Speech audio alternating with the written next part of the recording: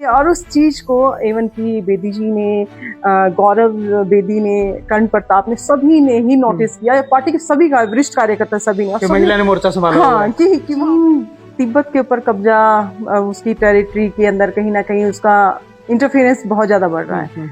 और भारत में मेनली क्या था कि कैलाश मानसरोवर है। तो आप फील्ड में भी जाते हैं, कितना फील्ड में आपने वर्क किया है? कुछ लोगों की जो धरातल पर समस्याएं हैं, चाहे वो महिला हो या फिर पब्लिक पागल नहीं है, उन्होंने उनको ना चूज करके बीजेपी को चूज किया। कुछ ना कुछ सोच के ही किया होगा उन्होंने। तो फसली तो तिब्बत को स्वतंत्र करवाना, भारत की सुरक्षा, और जो हमारा कैलाश मानसरोवर है उसको मुक्त करवाना। मेन पॉलिसीज का ही नहीं पता होता कि पॉलिसी चल क्या रही है। सरकार पॉलिसीज बहुत निकालती है और वो क्या होता है कि ऑफिस लेवल तक ही रह जाती है, या फिर कुछ ऐसे लोगों तक कि जो जस्ट शक्ति केंद्र प्रमुख नीरज ध्यान, एडवोकेट नीरज ध्यान, तो जैसे कि मॉर्निंग में 5 बजे ही चले जाते हैं सभी के सभी, तो तब तक टेंट भी नहीं लगा। तो ये होता ना, एक कांग्रेस में उनका नहीं चला। उनका एक सपना है था जो भी सीएम बनने का, वहाँ कांग्रेस में नहीं पूरा हुआ, बीजेपी की साइड रुझान किया। जब कांग्रेस में थे बीजेपी को गालियां देते थे, अब जब बीजेपी में आए कांग्रेस को गालियां दी उन्होंने खूब। दोस्तों नमस्कार। नरवाना विधानसभा क्षेत्र हरियाणा में कभी इनेलो का गढ़ रहा था, कभी कांग्रेस का, तो अब की बार भारतीय जनता पार्टी ने इस गढ़ को तोड़ के दिखा दिया है। हमारे साथ इकलौती एक्टिव महिला विंग के पहले भी रहे हैं काफी पदों पर, महिला मोर्चा में भी रहे हैं, नरवाना मंडल में भी हैं फिलहाल, और अभी इनको भारत तिब्बत समन्वय संघ यानी कि BTSS का महिला विंग का जिला अध्यक्ष बनाया है। सबसे पहले आपको इसके लिए बधाई भी हो। धन्यवाद, बहुत बहुत शुक्रिया। और दूसरा, ऐसे परिवार से आते हैं जो कि 1965-70 से परिवार राजनीतिक उससे टच में रहा है, अलग अलग पार्टियों से, और अब भारतीय जनता पार्टी में शायद 1993 से भारतीय जनता पार्टी से जुड़े हुए हैं। तो सुनीता जी, आपके अभी फिलहाल जो BTSS के आप महिला विंग के जिलाध्यक्ष बनाए हैं, तो इसमें है क्या? क्योंकि ऑडियंस को भी, लोगों को भी ये बहुत कम पता है कि आखिर ये संघ इस संघ का वर्क क्या है। इसके बारे में थोड़ा बताइए हमें। एक्चुअली तिब्बत के बारे में सभी ने सुना होगा कि तिब्बत कहीं ना कहीं हमारा हिस्सा रहा है, और चीन तिब्बत के ऊपर कब्जा, उसकी टेरिटरी के अंदर कहीं ना कहीं उसका इंटरफेरेंस बहुत ज्यादा बढ़ रहा है। और भारत में मेनली क्या था कि कैलाश मानसरोवर जो हमारे आराध्य है शिव, उसका तीर्थ स्थल रहा है। और पहले क्या था कि हम लोग फ्रीली आ जा सकते थे वहां पर। बिल्कुल बिल्कुल। जो शिव भक्त है कहीं ना कहीं वो हर्ट है इस चीज से कि अब हमें वहां जाने के लिए तिब्बत से कहीं ना कहीं परमिशन लेनी पड़ेगी। तो इस संघ का मेन जो मकसद है, फसली तो तिब्बत को स्वतंत्र करवाना, भारत की सुरक्षा, और जो हमारा कैलाश मानसरोवर है उसको मुक्त करवाना। और जो मेन क्या है कि स्वदेशी को अपनाना।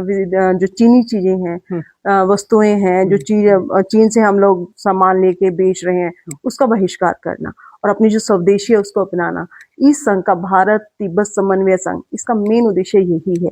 इन चीजों को लेकर हम लोग आगे बढ़ रहे हैं। और एक ये नहीं है कि जस्ट एक छोटे लेवल पर, एक राष्ट्रीय लेवल पर संघ है ये, कि लोगों की नॉलेज में नहीं है अभी ये चीजें, लेकिन धीरे धीरे जैसे सभी जुड़ रहे हैं इससे, जो राष्ट्र भगत हैं, शिव भगत हैं, सभी के सभी इस संघ से जुड़ रहे हैं और इसको इंटरनेशनल लेवल पे हम लोग ले जाने के लिए प्रयास कर रहे हैं कि ये हमारा जो संघ है आगे तक बढ़े, और जो ये हर्डल्स, जो मुश्किलें हम फेस कर रहे हैं, वो उस चीजों से हमें निजात। तो इस संघ के साथ कौन लोग जुड़ रहे हैं, और ये किनको जोड़ रहे हैं, या किनको अपील कर रहे हैं आप, या सभी कोई भी? हाँ, इस संघ से ये नहीं है कि जो देखो, जो राष्ट्र भक्त होगा, कि जिस राष्ट्र के लिए समर्पित है, वो हर कोई जुड़ रहा है इस संघ से। हम स्पेसिफिक ये नहीं कह सकते कि शिव भक्त है या कोई और है, हिंदू नहीं, हर कोई जो अपने राष्ट्र के लिए समर्पित है, हर कोई इस संघ से जुड़ रहा है। इसमें आप ऑफिसर्स लगाइए, ब्रिगेडियर्स, अपने हमारे MLA MP सभी इस संघ के अंदर है। मेनली की जो मैं आपको बता दूं, जो इस संघ जैसे कैसे नींव हुई दिल्ली की, हमारे चौथे सर संघ चालक थे राजेंद्र सिंह जी, रज्जू भैया के नाम से उनको जाना जाता है। जी। उन्होंने कहीं ना कहीं इसकी शुरुआत की है 14 जनवरी 2021 में। ओके। विभिन्न प्रांतों के जितने भी प्रतिनिधि थे सभी ने मिलकर इसकी संघ की नींव डाली थी और उनका मकसद यही था कि तिब्बत को स्वतंत्र करवाना चीन से।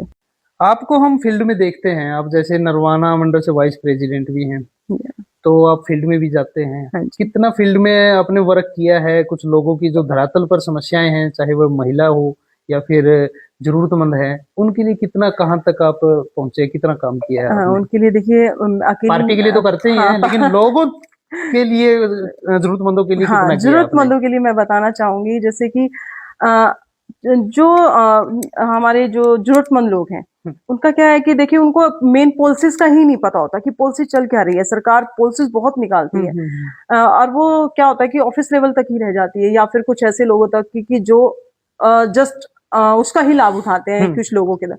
जो जरूरतमंद है उन तक वो पॉलिसी पहुंच ही नहीं पाती। तो हम डोर टू डोर जाकर कि जो जरूरतमंद है, जैसे आवास योजना थी हमारी, इसमें क्या है कि आवास योजना में कि कुछ पर्टिकुलर एक पैसा दिया जाता है, तो उसमें हर्डल्स आती हैं कि उनको कहीं ना कहीं फेस करना पड़ता है कुछ मुश्किलें। बिल्कुल। उन मुश्किलों को हम लोग की किस तरह से सॉर्ट आउट कर सकते हैं, किस तरह से उनको वो पैसा मिले, और वो मुश्किल जो कि आवास योजना एक बेसिक नीड होती है, रोटी कपड़ा मकान, बिल्कुल, सर पे छत होना बहुत जरूरी है। और प्रधानमंत्री जी ने इस आवास योजना के तहत गरीब लोगों तक कि हर किसी के सर पर छत हो, और इस चीज को हम लोग डोर टू डोर जाकर लोगों को बता रहे हैं। यदि उन्होंने अप्लाई किया हुआ अपना फॉर्म, यदि कोई मुश्किल आ रही है, उस मुश्किलों को हम लोग सॉर्ट आउट कर रहे हैं। चलो वो तो समय बताएगा आने के बाद कि कितना आप कर रहे हैं, सही कह रहे हैं, समय भी बताएगा, और धरातल पर भी दिखती हैं वो चीजें, ऐसी बात नहीं है। लेकिन आपको जैसे कि नरवाना महिला मोर्चा का पहले भी आप पद रहा है आपके पास, उस समय पर कोई ऐसा इंसिडेंट हुआ आपके साथ कि पार्टी ने आपको अप्रिशिएट किया हो, या एक महिला होने के नाते कोई और नहीं आ गया है लेकिन आप आगे आए हो, कुछ है ऐसा इंसिडेंट? एक बताती हूँ मैं। इवेंट तो क्या, एक ऐसा इलेक्शन टाइम में जब वोटिंग चल रहा था, हस्बैंड थे मेरे शक्ति केंद्र प्रमुख नीरज भैया, एडवोकेट नीरज भैया।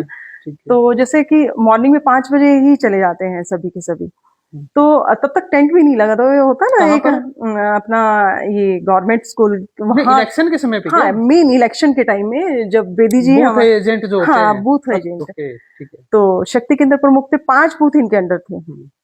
तो वहां पर सुबह सुबह गए और लोगों का रुझान आना शुरू हो गया, सभी से पहुंचना शुरू हो गए वहां पर कि पर्ची दी जाती है, जो भीड़ हो जाती है, बिल्कुल सुबह तो अकेले तो इनका कॉल आया कि ऐसे ऐसे एजेंट नहीं पहुंचे अभी तक। तो आए ये टाइम निकाल के, मैं क्या आ जाओ हम लोग चलते हैं आपके साथ। बिल्कुल। तो मैं और मेरा बेटा गए वहां पर और देखा कि लोगों को रुझान की सिर्फ हमारे ही जो टेबल था उस पे ही लोगों की भीड़, और पर्चियां काटना साथ की साथ। और सभी सुबह से लेके शाम तक हम लोग वहीं पे रहे कंटिन्यू, मैं, मेरे हस्बैंड, बाकी उसके बाद तो सभी आ गए थे जैसे, और प्रोसेस स्टार्ट रहा। हाँ, एक समय होता है भीड़ होने का। भीड़ होने का। तो उस टाइम में हम लोगों ने की, और उस चीज को एवन की बेदी जी ने, गौरव बेदी ने, कर्ण प्रताप ने, सभी ने ही नोटिस किया, पार्टी के सभी का वरिष्ठ कार्यकर्ता सभी ने, महिला ने मोर्चा संभाला। हाँ, कि वहां पर सभी ने देखा कि एक लेडी, और यहाँ पर booth as a booth agent, मैं बूथ एजेंट नहीं थी वैसे, मैं तो जस्ट कि मेरे हस्बैंड को कोऑपरेट करने के लिए किया। तो इस चीज का अप्रिशिएशन मुझे आज तक भी बात चल जाती है, सभी बोलते हैं कि वो कमान बड़ी आपने। तो क्या ये इंसिडेंट, मतलब आपको जो पद मिल रहे हैं अलग अलग संगठन में, तो क्या उसकी वजह से मिल रहे हैं? देखिए ऐसा कहना तो वो मेरी एक्टिव पार्टिसिपेशन की वजह से मेरे को मिल रहा है। हाँ, इस चीज को मैं स्पेसिफिक ये नहीं कह सकती कि वो देखो, एक बीजेपी पार्टी एक ऐसी है को हर, इसमें महिला है, पुरुष है, युवा है, कोई भी है, हर किसी के पार्टिसिपेशन को देखती है और उसके अकॉर्डिंग वो उसको आगे कहीं ना कहीं बढ़ाती है। ये नहीं कि उसको एज इट इज वहीं भी छोड़ देंगे, नहीं, उनके पार्टिसिपेशन को देख के कितना एक्टिवली वो काम कर रहे हैं, कितना। बिल्कुल बिल्कुल बिल्कुल। क्या नरवाना मंडल को आप, जैसे कि इसमें आप वाइस प्रेसिडेंट है, जिस तरह से लोगों ने बीजेपी पर विश्वास करके अब की बार बीजेपी की सरकार नरवाना में आई है, या आपका विधायक जीता है, तो क्या आप उनको विश्वास दिला सकते हैं कि जिस उम्मीद के साथ आप लोगों को लेकर के आए हैं, आप नरवाना मंडल में जो भी गरीब लोगों के लिए या जरूरतमंदों के लिए जिन चीजों की जरूरत है उनको खरा उतरेंगे? आप विश्वास दिला सकते हैं? बिल्कुल, आप खुद भी इस चीज के विटनेस हैं, मेरे ख्याल से, मैं ये नहीं कह सकती। नरवान में हर कोई देख रहा है कि डेवलपमेंट तो चल ही रही है, कि हर फील्ड में, सड़क का देखें और किसी और चीज का, मतलब हर तरह से वो डेवलपमेंट भी सर्वे करेंगे हम। हाँ बिल्कुल बिल्कुल, मैं सही कह रही बिल्कुल। हूँ कि आप खुद से ही इसके विटनेस बनेंगे। और लोगों का जो विश्वास था, जिस विश्वास पे वो लेके आए हैं, हमारे बेदी जी, हमारे मोदी जी, हमारे सैनी साहब, हर कोई इस पर खड़ा ही उतरेगा और उतर रहे हैं वो हर फील्ड के अंदर। और हमारे विधायक जी, हमारे जो कैबिनेट मिनिस्टर कृष्ण बेदी जी, जिस जनता जिस विश्वास के साथ उनको लेके आई है, उसके ऊपर पूरा खरा उतर रहे हैं। और इवन कि आप देखो कि जो मीडिया में कंटिन्यू चलता रहता है कि हर छोटे से छोटे इवेंट पे, कोई सुख है, दुख है, कुछ भी है, हर इवेंट पे, मतलब हर मौके पे वो पहुंचते हैं, लोगों से दुख अपना, उनका सुख, हर चीज साझा करते हैं। तो मेरे ख्याल से आज से पहले किसी विधायक ने ऐसा नहीं किया होगा कि छोटे से छोटे की कार्यकर्ता, छोटे से छोटा कार्य करता है, कोई सुख है, कोई दुख है, वो वहां पहुंचते हैं। बाकी चीजें तो डेवलपमेंट है, चलती रहेंगी। मेनली क्या है कि वो लोगों के दिल के अंदर उतर रहे हैं। जो ये है कि जो उनका बोलने का ढंग है, बात करने का ढंग है, लोगों को ये साथ इंटरेक्ट करने का ढंग है, वो लोगों से किस तरह से मिलते हैं, वो मेन है मेरे अकॉर्डिंग टू मी, वो बहुत मेन है। वो तो उनके मुंह से भी सुना है हमने, खुद बोलते हैं ये चीजें तो, कि भाई मैं इतना काम कर जाऊंगा कि अब दोबारा से अगर हमें मौका ना मिला ना, तो दूसरे पार्टी वाले ये कहेंगे कि हमसे इतनी भागदौड़ नहीं होगी। बिल्कुल सही सही। चलो वो तो कितना विकास होता है कुछ समय बाद पता चलेगा।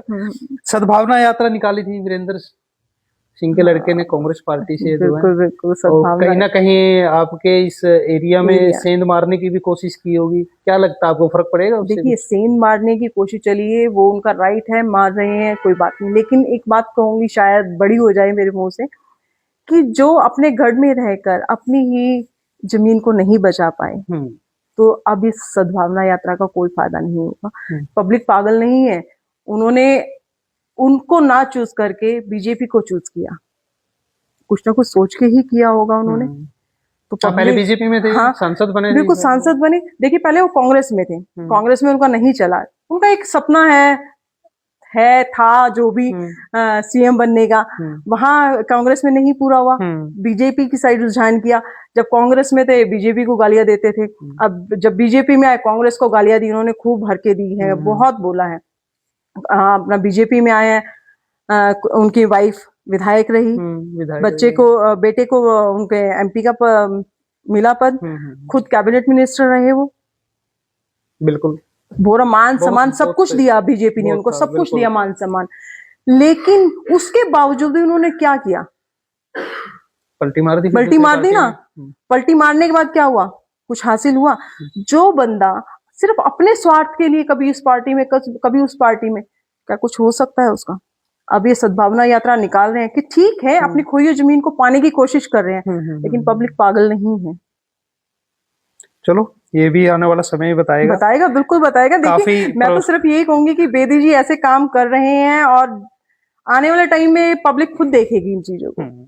सुनीता जी ने बहुत दावे भी किए हैं और वादे भी किए हैं, लेकिन जब सर्वे होगा और धरातल पर जाएंगे तभी पता चलेगा कि आपने जरूरतमंदों के लिए जो जिम्मेवारी लगाई है आपकी पार्टी ने, कितना किया है और क्या कुछ आप करने वाले हैं। तो मिलते हैं ऐसे ही किसी राजनीतिक हस्ती के साथ किसी और रिपोर्ट में, तब तक बने रहिए हमारे साथ। नमस्कार।